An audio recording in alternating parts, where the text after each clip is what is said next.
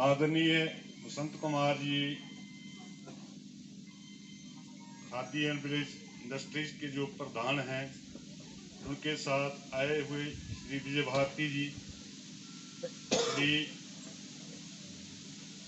बालकृष्ण जी, duty convener Vinod Kaul जी और हमारे कर्मठ नेता माननीय श्री अजय नंदा जी, और जहां पर उपस्थित सारे मेरे पंच, सरपंच, बुजुर्ग, भाई बहन, बच्चे, सभी दोस्त साथी, मैं इन सब का जो दिल्ली से आए हुए हमारे इस पिछड़े इलाके में जो लोग दिल्ली से चल के आए हैं, इनका मैं तहे दिल से स्वागत करता हूं कि इस पिछड़े क्षेत्र में इतनी दूर से अगर ये हमारी सुध लेने के लिए आए हैं, तो मैं चाहूंगा कि कुछ अपनी टॉपोग्राफी और डेमोग्राफी के बारे में भी इनको कुछ मैं समझाऊं। डेमोग्राफी के लिहाज से ये हमारा इलाका जो है एक हिली एरिया है। इसके ईस्ट में जो है नथा टॉप और वहां पर क्या नाम देवस्थान कौन सा, बाबा शंखवाल। पूर्व में पश्चिम में त्रिकुटा हिल्स जो वैष्णो देवी की पहाड़ियां हैं, और नॉर्थ में हमारा रियासी से लगता हुआ शेर सुंगवा बक्कल, और उसके साथ पीछे सुखाल घाटी, देवीगढ़, और दक्षिण में कैंथ गली, माली, जलसरकोट, मुत्तल और सरौली लहार। ये पूरा इलाका सराउंडिंग जो है, ये हमारा लांदर बमाल पंचायत एक हिली एरिया है।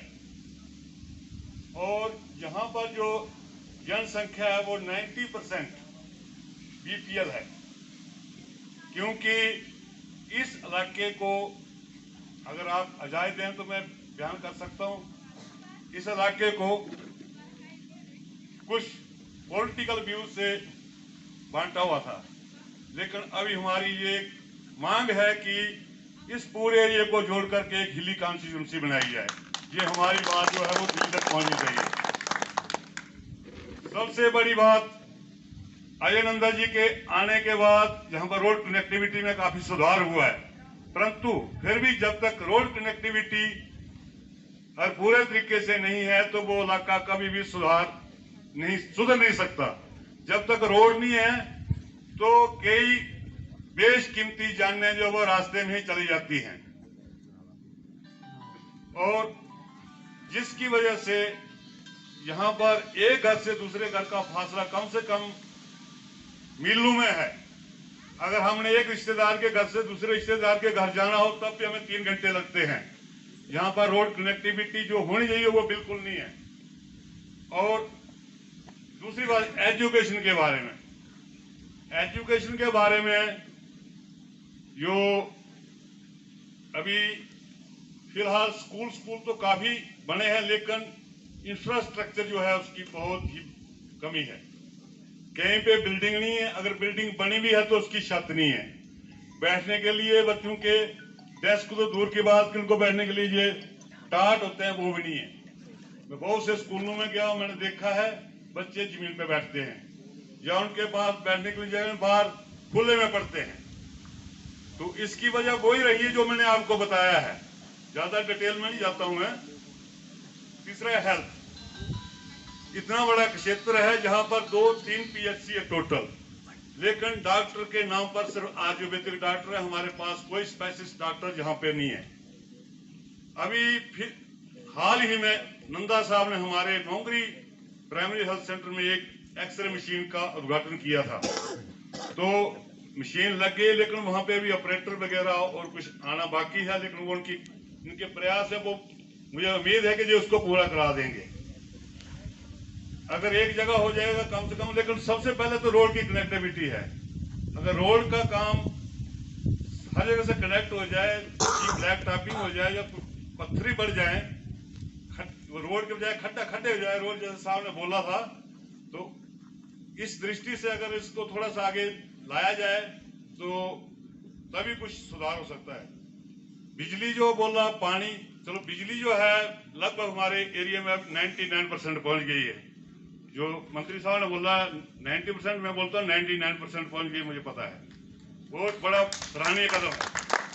पानी के लिए जो है, पानी का चलो हम पानी नहीं भी मिलेगा, पानी हमारे पास कुदरती स्रोत बहुत हैं, हम वहां से पी लेंगे। लेकिन जो बिजली है, रोड कनेक्टिविटी है, एजुकेशन है, हेल्थ है, ये हमारा सबसे प्रायोरिटी पे मुद्दा है। और ये मुद्दा तब तक हल नहीं हो सकता जब तक कि हमारी हिली कॉन्स्टिट्यूंसी नहीं बनती और जहां का नुमाइंदा नहीं चुना जाता।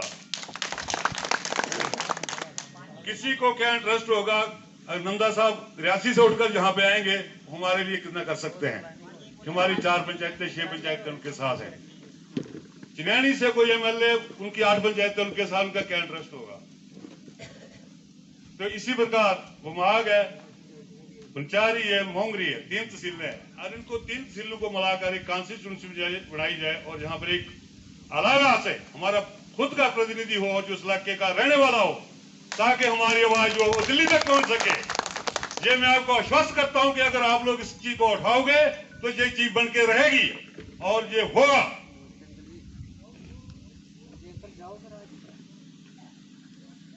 यहां पर मूलभूत रोजगार के साधन नहीं है। जैसे कि आज आप लोग जहां पे आए हो, हमारा मेन जो था जहां पर हैंडलूम का, आज से पहले बुनकर का काम 20-25 साल बहुत अच्छा चलता था। मैंने अपनी आंखों से देखा है, प्रैक्टिकल देखा है। जहां पर घर घर में इकट्ठी थी, लोग काम करते थे, लेकिन 10-15 साल से वो सारा काम बंद है, बेचारे सब बेरोजगार हैं। अब उनके घर में खाने को अनाज नहीं है, वो जाए तो जाए कहां बेचारे हमारे बीवर। तो इसलिए अगर आप लोग यहाँ पे, अगर आपको लगता है कि ये यहाँ से हमारी कॉन्स्टिट्यूंसी स्टार्ट होती है, इससे आगे हमारा कम से कम 150 किलोमीटर इलाका है, ये हर एक पंचायत में, हर एक विलेज में होना चाहिए, ताकि हर एक आदमी को, इस गरीब जनता को कोई रोजगार मिल सके।